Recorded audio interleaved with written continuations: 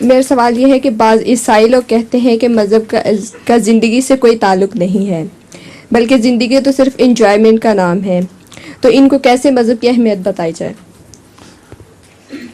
ایسے لوگوں کو پہلے خدا کا قائل کرنا ضروری ہے اور یوم آخرت کا قائل کرنا ضروری ہے، ورنہ وہ بات نہیں سمجھ سکتے۔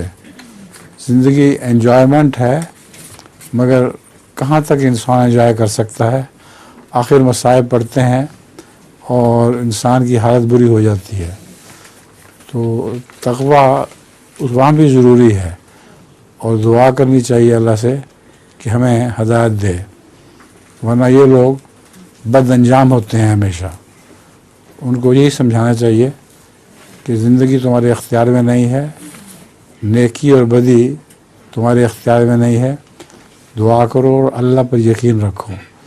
اگر اللہ پر یقین ہی رکھیں گے تو یہی کہیں گے، قرآن کریم میں بھی آتا ہے ان لوگوں کا ذکر، وہ کہتے ہیں یہی ہماری زندگی ہے، یہاں ہم کھاتے ہیں پیتے ہیں اور مر جاتے ہیں، مگر ان کو یہ پتہ نہیں کہ مرنے کے بعد دوبارہ بھی زندگی ہوگی، اور وہ جب تک اس کو زندگی کا پتہ نہ ہو ہمارے اعمال درست نہیں ہو سکتے۔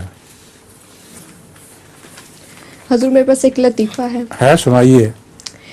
ایک انگریز پاکستانی سے کہنے لگا کہ ہمارے ملک میں لوگ ایک ہی رنگ کے ہوتے ہیں، لیکن تمہارے ملک میں کوئی کالا، کوئی سفید تو کوئی لال رنگ کے ہیں، اس کی کیا وجہ ہے؟ پاکستانی نے کہا گھوڑے مختلف رنگوں کے ہوتے ہیں جبکہ گدھے ایک ہی رنگ کے ہوتے ہیں۔ اچھا